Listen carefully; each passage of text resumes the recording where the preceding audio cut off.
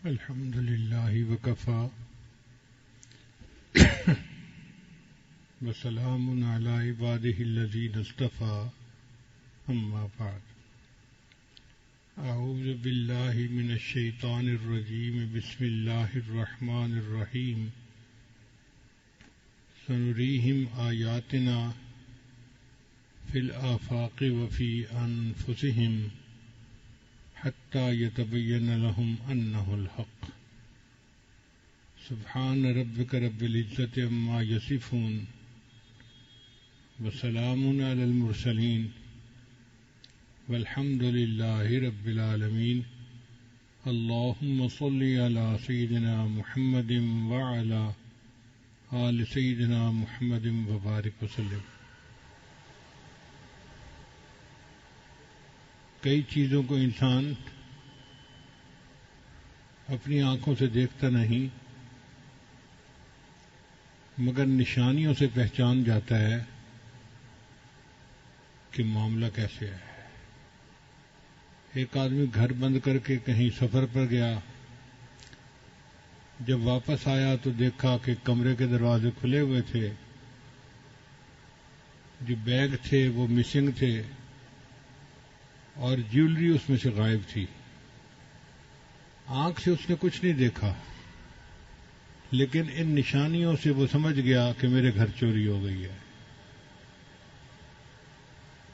بلکہ کس راستے سے چور آیا وہ یہ بھی پہچان لیتا ہے کہ جی باہر کا دروازہ بند تھا تو لگتا ہے کہ چور چھت سے نیچے اتر کے آیا ہے. اب کون چور ہے اس کے لیے پاؤں کے نشانات دیکھے جاتے ہیں، اور ایسے لوگ ہوتے ہیں جو پاؤں کے نشانات کو پہچانتے ہیں، وہ چور کو واک کروا کے پہچان لیتے ہیں کہ اتنے بندوں میں سے یہ چور ہے. چنانچہ حدیث مبارکہ میں آتا ہے کہ جب نبی علیہ السلام نے ہجرت فرمائی تو مکہ کے لوگوں نے نبی علیہ السلام کو تلاش کیا، تو انہوں نے قدموں کے نشان جاننے والے ایک بندے کو بلایا، اور وہ بندہ ان کو مکہ مکرمہ سے نشانات دیکھ کر غار ثور کے دروازے اوپر لے کے آیا. اس نے کہا جی کہ یہاں تک پاؤں کے نشانات آتے ہیں، آگے پتہ نہیں.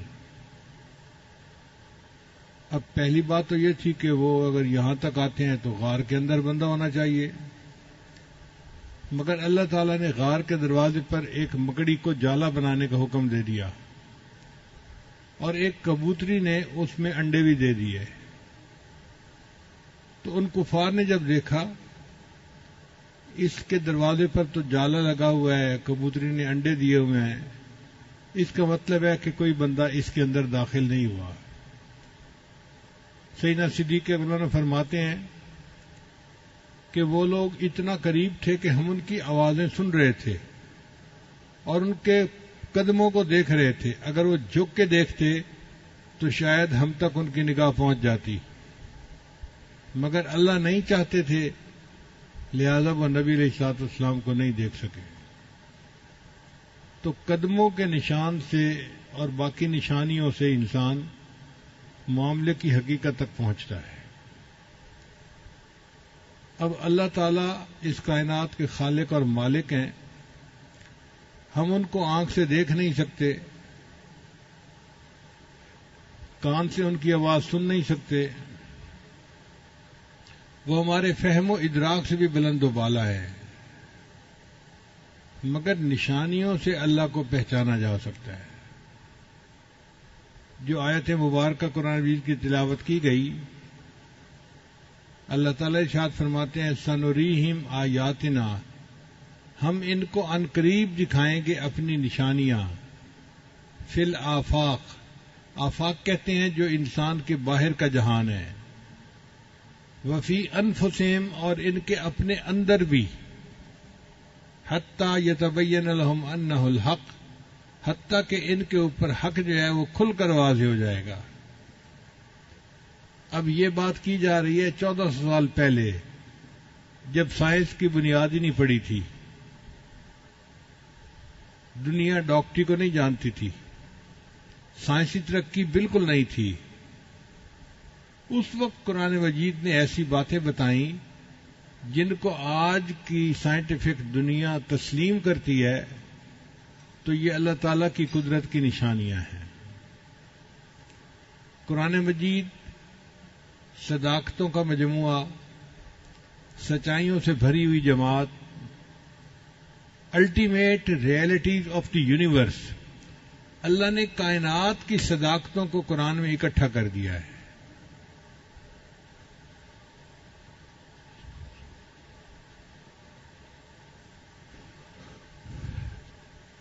قرآن مجید میں اللہ تعالیٰ فرماتے ہیں کہ ہم نے زمین اور آسمان کو پیدا کیا، تم ذرا آنکھ اٹھا کر دیکھو، حل تری من فطور، تمہیں زمین و آسمان کی پیدائش میں کوئی کمی نظر آتی ہے، کوئی نقص نظر آتا ہے؟ اور فرمایا کہ اگر ایک دفعہ نظر نہیں آتا تو دوبارہ آنکھ اٹھا کے دیکھو، فرجع البصر کرتین ینقلب الیک البصر خاسئا وحسیر، تمہاری نگاہ ناکام واپس لوٹے گی اور تمہیں میری تخلیق میں کوئی کمی نظر نہیں آئے گی۔ اب اللہ نے ایسی کائنات کو بنایا جس میں کوئی کمی ہے ہی نہیں، اور آج اتنا عرصہ گزر گیا، کوئی پوائنٹ ایسا نہیں جہاں انسان یہ کہہ سکتا ہو کہ جی کائنات میں یوں ہونا چاہیے تھا اور یوں ہے، غلطی ہو گئی، گنجائش ہی نہیں ہے، چونکہ اللہ نے پرفیکٹ سسٹم بنایا ہے۔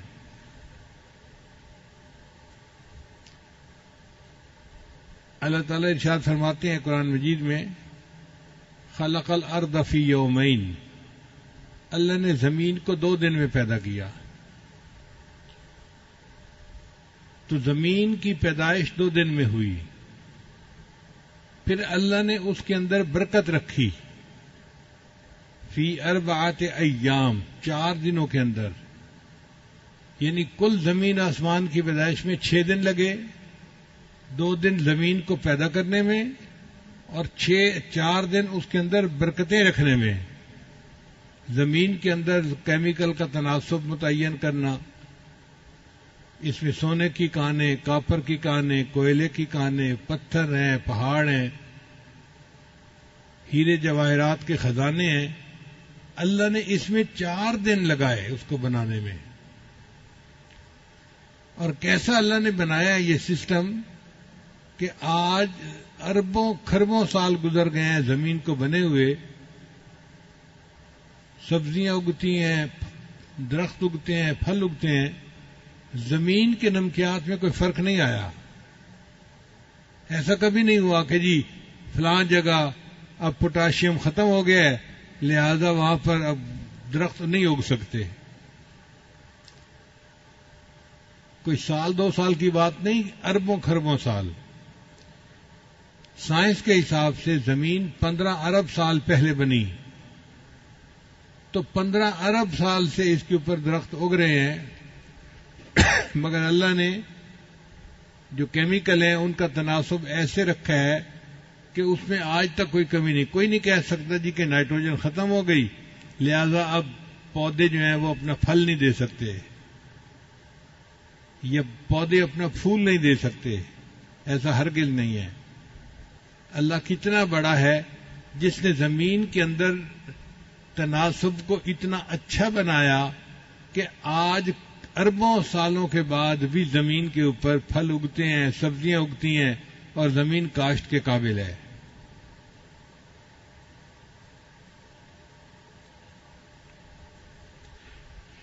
پھر اللہ تعالیٰ نے بارش کا ایک نظام بنایا، سمندر کے اوپر سے پانی بخارات بن کے اڑتا ہے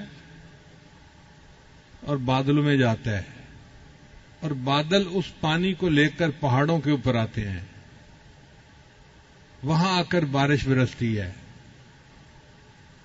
پھر وہ پانی پہاڑوں سے نیچے آتا ہے اور میدانی علاقوں میں دریاؤں کی شکل میں بہتا ہوا پھر واپس سمندر میں آ کے گرتا ہے۔ ایسا ایکو سسٹم اللہ نے بنایا ہے کہ جو پانی سمندر سے جاتا ہے لوٹ کے وہی پانی پھر سمندر میں واپس آ جاتا ہے. آپ غور کیجئے، اگر اللہ تعالیٰ بارش برساتے کھاری پانی کی اور دریاؤں کا پانی کھاری ہوتا تو فصل کہاں ہوتی، انسان کو کھانے کو کیا ملتا؟ اللہ نے سمندر جو اتنا نمکین ہے اس میں سے پانی اٹھایا جو نمکیات سے پاک تھا، اور پھر میٹھے پانی کی بارش برسائی، اور میٹھے پانی کے دریا اللہ نے پوری زمین سے گزارے اور ہمارے لیے کھانے کا بندوبست کر دیا.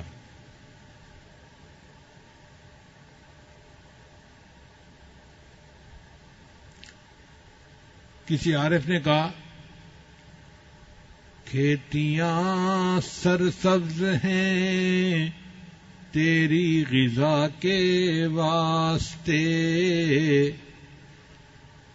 کھیتیاں سرسبز ہیں تیری غذا کے واسطے، چاند سورج اور ستارے ہیں ضیاء کے واسطے، بحر و بر شمس و قمر ماء و شما کے واسطے، یہ جہاں تیرے لیے ہے تو خدا کے واسطے. اللہ نے یہ جہان ہمارے لیے بنایا اور ہمیں اللہ نے اپنی عبادت کے لیے بنایا. تو دیکھیے اللہ تعالیٰ کی تخلیق میں کیا خوبی ہے، کیا حسن ہے کہ اللہ کے فضل سے آج بھی زمین کا پورا نظام اپنی خوبصورتی کے ساتھ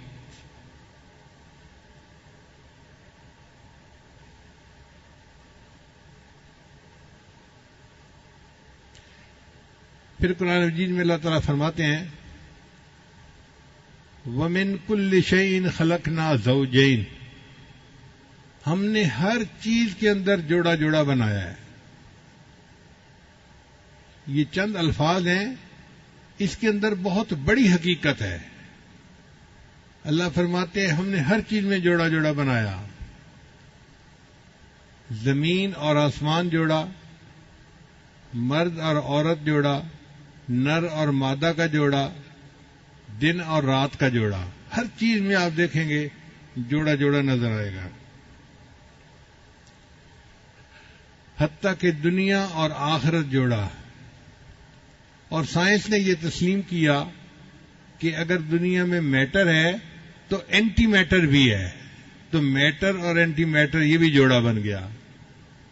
آپ اس کے اوپر پی ایچ ڈی کر سکتے ہیں کہ پوری دنیا میں جو چیز آپ پائیں گے اس کا جوڑا ضرور موجود ہوگا. یہ 1400 سال پہلے قرآن مجید نے فرما دیا اور وہ بات آج بھی سچ ثابت ہو رہی ہے. اگر اور بڑھائیں تو دیکھیں پوری دنیا میں جتنے ریئیکشن ہو رہے ہیں کیمیکل کے وہ سب جوڑے جوڑے پر ہو رہے ہیں. ایک آئن پازیٹو ہوتا ہے، ایک نیگیٹو ہوتا ہے، آپس میں ایک دوسرے کے ساتھ بانڈ بنا لیتے ہیں اور کیمیکل ریئیکشن ہو جاتا ہے. پھر اگر انڈسٹری کی طرف آئیں تو مشینوں کی ایک زبان ہوتی ہے جس کو مشین لینگویج کہتے ہیں. وہ مشین لینگویج بھی 0 اور 1 کے ڈیجٹ پہ چلتی ہے. تو 0 اور 1 جوڑا بنتا ہے. اس جوڑے کے ساتھ پوری دنیا کے اندر کمیونیکیشن ہو رہی ہے. حتیٰ کہ جو چاند پہ لوگ جا رہے ہیں وہ زمین والوں کے ساتھ جب رابطہ کرتے ہیں تو اسی مشین لینگویج پر ایک دوسرے سے گفتگو ہو رہی ہوتی ہے. اس میں بھی دیکھو جوڑا جوڑا.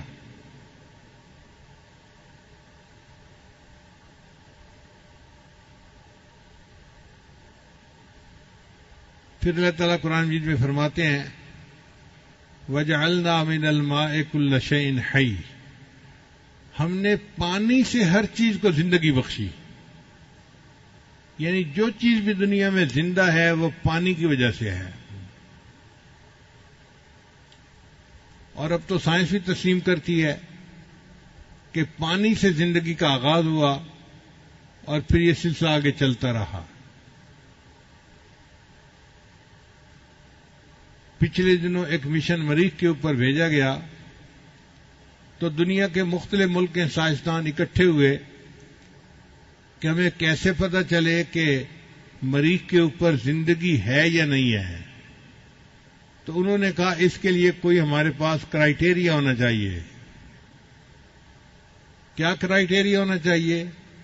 انہوں نے مل کے متفقہ فیصلہ کیا اگر مریخ کے اوپر پانی موجود ہے تو زندگی یقیناً ہوگی، اگر پانی موجود نہیں تو زندگی نہیں ہو سکتی. جو بات 1400 سال پہلے بتائی گئی آج کی سائنس کی دنیا بھی تسلیم کر رہی ہے. قرآن مجید نے کہہ دیا وَجَعَلْنَا مِنَ الْمَاءِ كُلَّ شَيْءٍ حَيٍّ، ہم نے ہر چیز کو پانی سے زندگی عطا فرمائی ہے.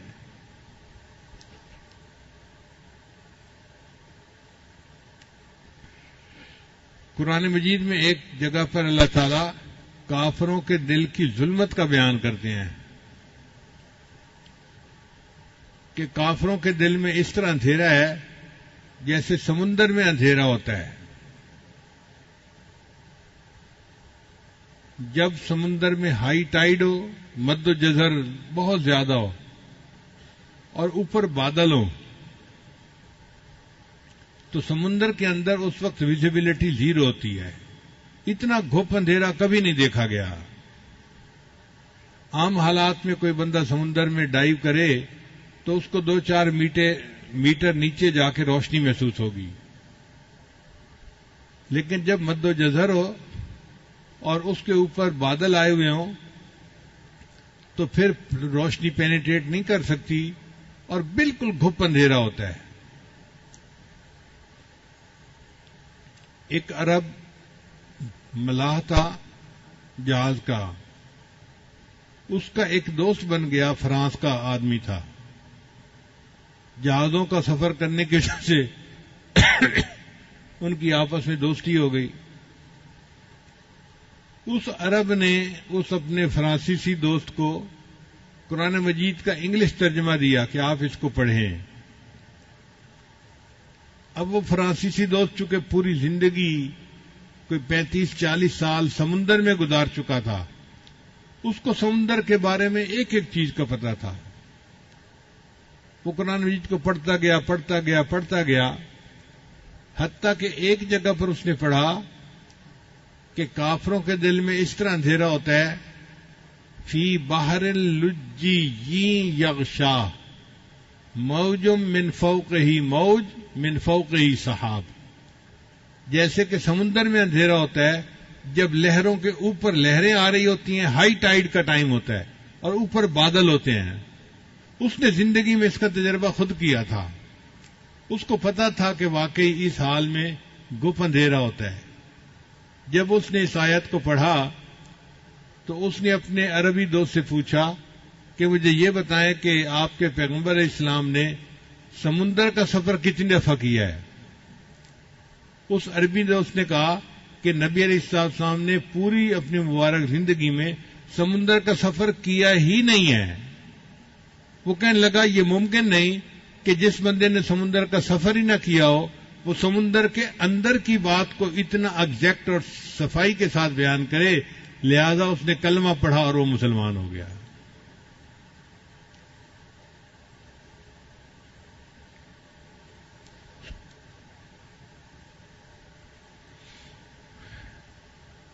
چند اور اللہ کی نشانیاں دیکھیے.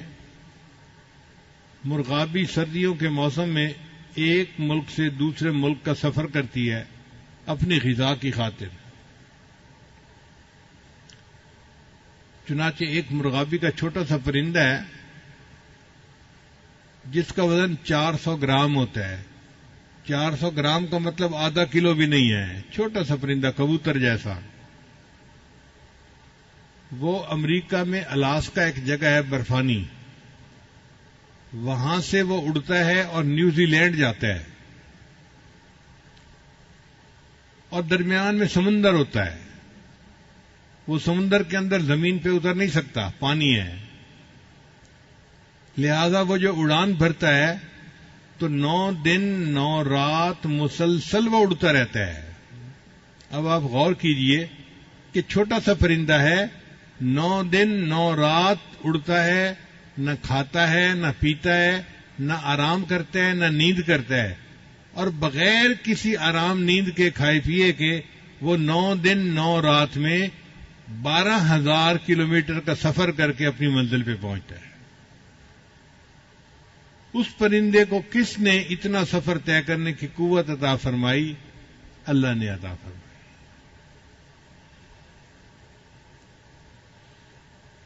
چنانچہ گدھ ایک پرندہ ہے، تو افریقہ میں ایک گدھ پائی جاتی ہے، اس کا نام ہے رفیل گریفن۔ یہ گدھ اڑتی ہے اور 37,000 فٹ کی بلندی پہ جاتی ہے، 37,000 فٹ کی بلندی پہ چلی جاتی ہے۔ وہاں پہ سرد ہوا کی لہریں ہوتی ہیں، یہ ان لہروں کے درمیان اپنا سفر کرتی ہے اور اپنی منزل پہ پہنچ جاتی ہے۔ وہاں پہ ٹیمپریچر -50 ڈگری سینٹی گریڈ ہوتا ہے، 0 پہ تو برف جمتی ہے، تو -50 ڈگری سینٹی گریڈ پہ تو پتہ نہیں کیا کچھ جم جائے۔ یہ اس ٹیمپریچر پہ جا کے پھر اپنے سفر کرتی ہے، اور اتنی بلندی پہ آکسیجن 10% رہ جاتی ہے۔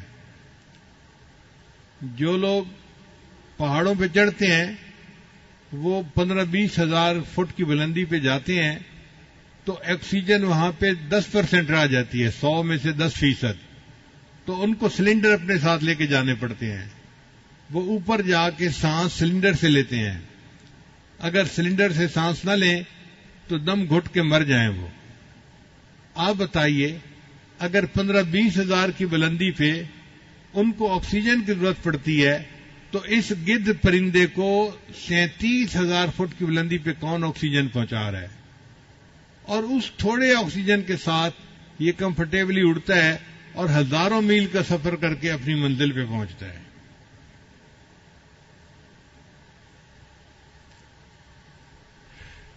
جاپان کے قریب ایک کھائی ہے، یعنی سمندر عام طور پہ تو چند کلومیٹر گہرا ہوتا ہے، لیکن وہ کھائی زیادہ کھڈا جیسے ہوتا ہے نا، گڑھا بن جاتا ہے، ایسے گڑھا بن گیا ہوا ہے۔ اس کا نام ہے ماریانا کھائی۔ وہ ماریانا کھائی اتنی بڑی ہے کہ اگر ماؤنٹ ایوریسٹ پر جو پہاڑ ہے دنیا کا سب سے اونچا، اس کو اس کھائی کے اندر ڈالا جائے نا تو وہ ڈوب جائے، اور اس کی چوٹی کے اوپر 2 کلومیٹر پھر پانی باقی رہے۔ اتنی گہری کھائی کہ ماؤنٹ ایوریسٹ پہاڑ پورا کا پورا اس کھائی کے اندر ڈوب جائے گا، اور اس کی چوٹی کے اوپر بھی 2 کلومیٹر پانی رہے گا۔ یہ کس نے بنائی؟ اللہ نے بنائی، جو قدرت والا ہے، جو جانتا ہے کہ اس کائنات کو چلانا کیسے ہے۔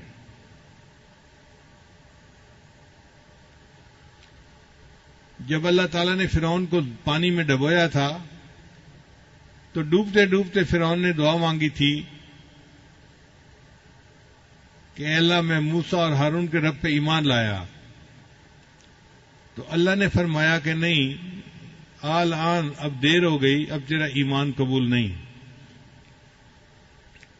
پھر اللہ نے فرمایا کہ آج تیرے جسم کو ہم نجات دے دیں گے، الیوم ننجیک ببدنک لمن خلفک آیا، تاکہ بعد میں آنے والوں کے لیے تیرا جسم جو ہے وہ عبرت کی نشانی بنے۔ لشکر بھی ڈوب گیا، فرعون بھی ڈوب گیا، اور یہ سب پانی کے اندر رہے۔ اور پانی کے اندر کتنا عرصہ رہے؟ 3,000 سال پانی میں پڑے رہے۔ اس کو کہتے ہیں بحیرہ احمر۔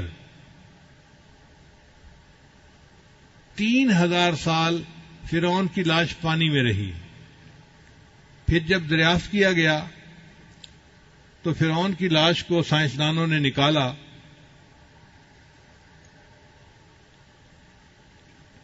اور انہوں نے دیکھا کہ اس کی لاش بالکل ٹھیک ہے، کوئی اس کو کیمیکل نہیں لگا ہوا، کوئی اس کو محفوظ کرنے کے لیے چیز نہیں لگی ہوئی۔ پانی میں 3,000 سال تک ایک لاش کیسے ٹھیک رہ سکتی ہے؟ یہ میرے اللہ کا حکم تھا، کیونکہ اللہ نے فرما دیا تھا ہم تیرے بدن کو نجات دیں گے، اور تو بعد میں آنے والوں کے لیے عبرت کا نشان بنے گا۔ چنانچہ آج بھی فرعون کی لاش مصر کے عجائب گھر میں پڑی ہے اور دیکھنے والے کے لیے عبرت کا نشان ہے کہ اللہ نے اپنی بات کو کیسے پورا کر دکھایا۔ یہ تو تھیں خارجی نشانیاں جو ہم اپنے باہر دیکھتے ہیں، کچھ ہوتی ہیں داخلی نشانیاں، بندے کے اندر بھی داخلی نشانیاں ہیں۔ ان میں سے ایک نشانی یہ ہے کہ اللہ نے انسان کو دماغ عطا فرمایا۔ دماغ جو ہے یہ 73% پانی ہے اور 16% یہ چربی ہے۔ 1 کھرب نیورون کے ساتھ 10 کھرب گیل خلیے ہوتے ہیں۔ یہ جو نیورون ہیں یہ انفارمیشن پاس آن کرتے ہیں، اور جو دوسرے خلیے ہیں وہ انفارمیشن کو پروسیس کرتے ہیں۔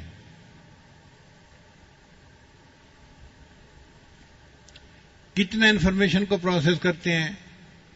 1 سیکنڈ میں انسان کا دماغ جس کام کو کر لیتا ہے اس کو کرنے کے لیے جو اس وقت دنیا میں سب سے فاسٹ کمپیوٹر ہے اس کو سپر کمپیوٹر کہتے ہیں، تو 40,000 کمپیوٹر مل کر کام کریں تو 40 منٹ میں جا کے وہ اس بات کو پروسیس کر سکیں گے جس کو دماغ 1 سیکنڈ میں پروسیس کر لیتا ہے۔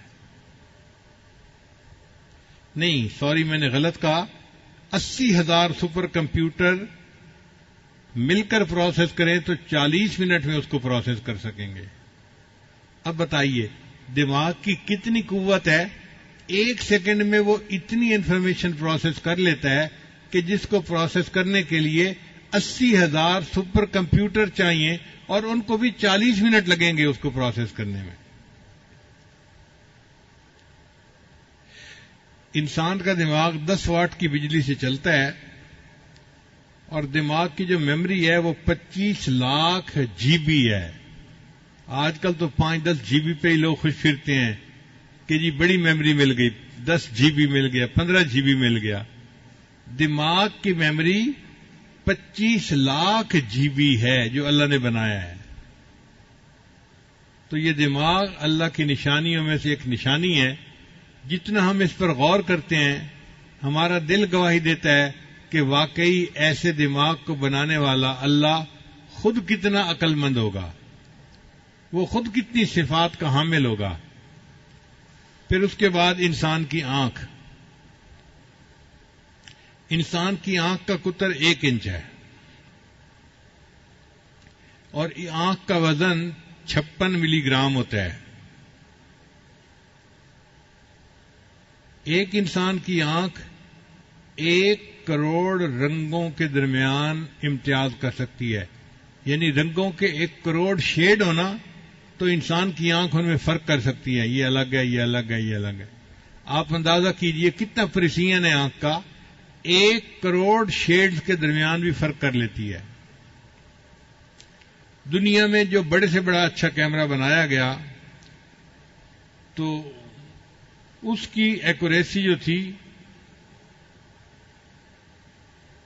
وہ 12 میگا پکسل کا کیمرہ ہوتا ہے۔ 12 میگا پکسل یعنی اس کی جو پریسیژن ہوتی ہے نا وہ 12 میگا پکسل ہوتی ہے، اور انسان کی آنکھ کی پریسیژن 576 میگا پکسل ہوتی ہے۔ اللہ اکبر کبیرہ۔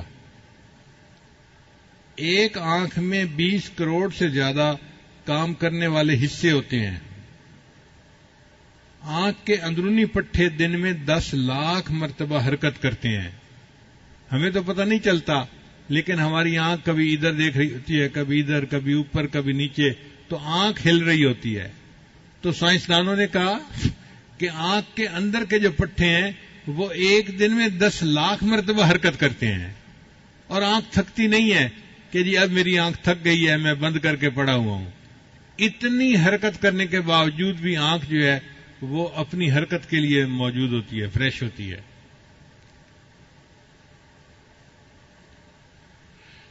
انسان کی انگلی کے جو نشانات ہیں نا ان میں 40 کریکٹر ہیں جن سے بندے کو پہچانا جاتا ہے یہ اس بندے کی انگلی ہے، یہ اس بندے کی 40 کریکٹر ہیں، اور انسان کی آنکھ میں 256 کریکٹر ہوتے ہیں جو ایک دوسرے سے مختلف ہوتے ہیں. اسی لیے سیکیورٹی میں انگلی سے پہچان کرنے کی بجائے آنکھ سے پہچان کرنے کا طریقہ زیادہ مقبول ہے. آج کل بیرون ملک کا جب سفر کیا جاتا ہے نا تو کئی جگہوں پہ تو انگلی کا نشان لیتے ہیں اور کئی جگہوں پہ آنکھ کا فوٹو لیتے ہیں. تو بندہ حیران ہوتا ہے جی آنکھ کا فوٹو کیا لیں گے؟ آنکھ میں 256 کریکٹر ہوتے ہیں جس کی وجہ سے ایک بندے کی آنکھ کو دوسرے کی آنکھ سے پہچاننا بہت آسان ہوتا ہے. ایک لمحے میں پہچان ہو جاتی ہے یہ بندہ اور ہے اور یہ بندہ اور ہے.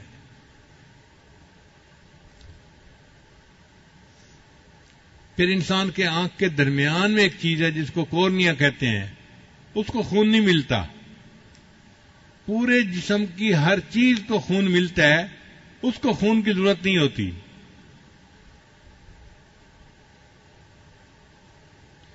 مگر اس کو فکس کرنے کا طریقہ آج تک انسان نہیں جان سکا. اب کوئی بچہ ماں کے پیٹ سے پیدا ہو اور اس کی آنکھ نہ ہو تو ساری دنیا کے سائنسدان مل کے اس کے لیے آنکھ بنا نہیں سکتے. یہ آنکھ کی نعمت کس نے دی؟ اللہ نے ہمیں عطا فرمائی. پوری زندگی انسان عبادت کرتا رہے تو آنکھ کی نعمت کا حق ادا نہیں کر سکتا.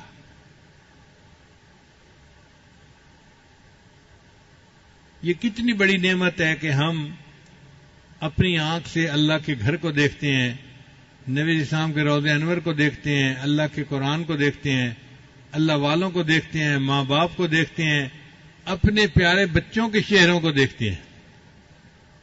جن کی آنکھیں نہیں ان سے ذرا اس کی قدر جا کے پوچھیے کہ آنکھوں کی قدر کیا ہے.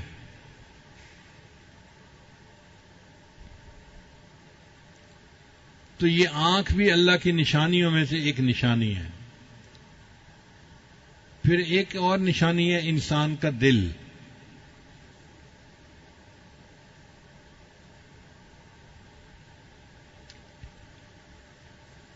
انسان کا دل پٹھوں کا ایک پمپ ہے جس کو اللہ نے بہت مضبوط بنایا ہے.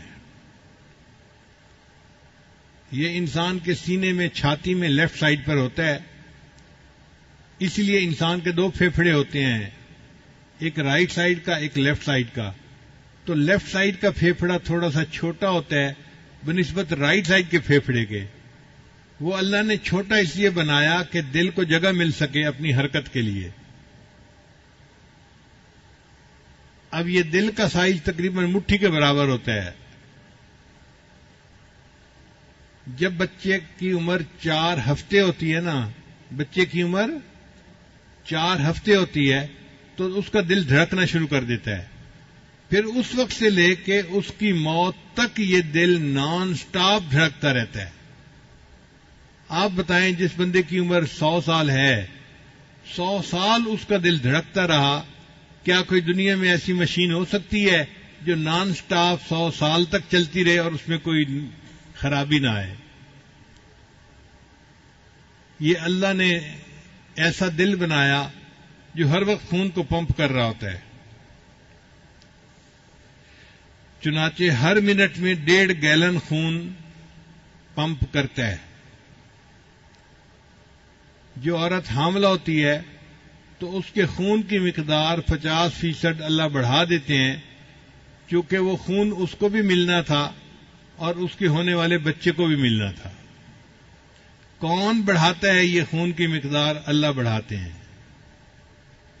انسان کے جسم کی ایک ایک ٹیشو کو خون پہنچتا ہے. اس لیے ہمارے یہاں خون کی شریانیں باریک باریک ہر جگہ ہوتی ہیں، ہر جگہ.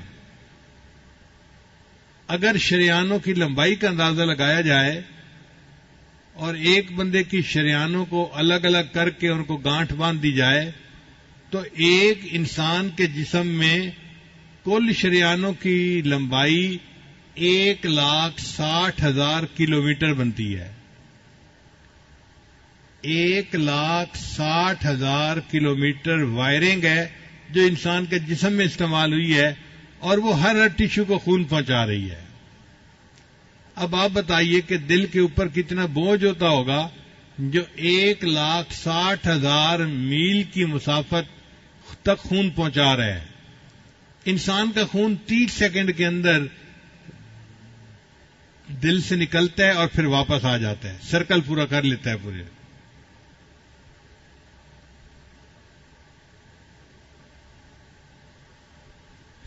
قرآن مجید میں اللہ تعالیٰ فرماتے ہیں لہم قلوب یعقلون بہا، اے کاش ان کے دل ہوتے جو انہیں عقل سکھاتے۔ سائنسدان بڑے عرصے تک اعتراض کرتے رہے، اور جی دل تو ایک پمپ ہے، اس کا کیا تعلق محسوسات سے اور کیفیات سے؟ تو یہ تو عجیب بات ہے۔ ہزاروں سال سائنسدانوں نے مخالفت کی، اور اب آ کے سائنس نے تحقیق کی کہ دل کے اندر بھی کچھ نیورون ہوتے ہیں اور وہ انسان کے دماغ کے ساتھ کنیکٹڈ ہوتے ہیں۔ چنانچہ ایک چھوٹا سا کنٹرول روم دل کے اندر بھی ہوتا ہے، وہ سگنل دیتا ہے انسان کے دماغ کو، اور انسان کا دماغ پھر پورے بدن کو کنٹرول کرتا ہے۔ یعنی انسان کا ایک کنٹرول روم تو دماغ میں ہے جو اصل پورے بدن کو کنٹرول کرتا ہے، مگر اس کے لیے ایک پائلٹ کنٹرول روم انسان کے دل میں بھی ہے۔ جو دل میں کیفیت ہوتی ہے دماغ اسی کے بارے میں سوچتا ہے اور اسی کے بارے میں دماغ پروسیس کرتا ہے۔ 1400 سال پہلے جب دنیا نہیں جانتی تھی، اللہ نے اس وقت فرمایا ان کے دل ہوتے جو انہیں عقل سکھاتے، اور آج اس موسٹ ماڈرن سائنٹیفک دنیا میں انسان نے مان لیا کہ واقعی انسان کا دل انسان کے دماغ کو کنٹرول کرتا ہے۔ تو یہ اللہ تعالیٰ کی قدرت کی نشانیاں ہیں، انسان کے اندر بھی اور انسان کے باہر بھی۔ اس کے علاوہ انسان کی کڈنیز میں کیا کچھ ہے، انسان کے پھیپھڑوں میں کیا کچھ ہے، اگر یہ ساری تفصیل کرنے لگ جائیں تو بات بہت لمبی ہو جائے گی اور وقت ہو چکا۔ تو اللہ نے فرمایا تم ان قریب دیکھو گے نشانیاں، باہر میں بھی اندر میں بھی، حتیٰ کہ تمہارا دل گواہی دے گا کہ یہ بات 100% سچ ہے۔ اور آج واقعی ہم جب ان نشانیوں کو دیکھتے ہیں تو ہمارا دل گواہی دیتا ہے کہ ان چیزوں کو بنانے والا کوئی پروردگار ہے جو بہت سمجھدار عقل مند ہے، جس نے کائنات کو ایک اچھے انداز سے بنایا۔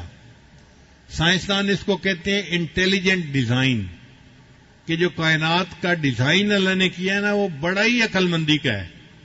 آپ دیکھیں سورج زمین سے کتنے فاصلے پر ہے، اگر روشنی سورج سے چلے زمین پر آنے کے لیے تو اس کو 2 منٹ لگتے ہیں، جبکہ روشنی ایک سیکنڈ میں 1,86,000 میل کا سفر کرتی ہے۔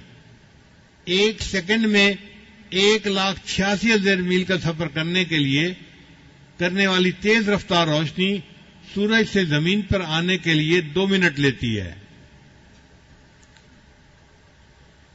اگر یہ سورج کا فاصلہ آدھا ہوتا تو زمین پہ اتنی گرمی ہوتی کہ ہر چیز جل جاتی، نہ کوئی درخت ہوتا، نہ فصلیں ہوتی، نہ پھل ہوتے، نہ انسان ہوتا۔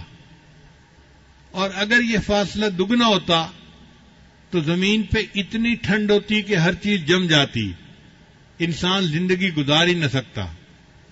اللہ نے زمین سے سورج کا فاصلہ ایسا رکھا، سردی بھی ہے، گرمی بھی ہے، خزاں بھی ہے، بہار بھی ہے، 4 موسم ہیں، اور 4 موسموں کی وجہ سے پھول بھی ہوتے ہیں، پھل بھی ہوتے ہیں، سبزیاں بھی ہوتی ہیں، اور انسان کتنے مزے کی زندگی گزارتا ہے۔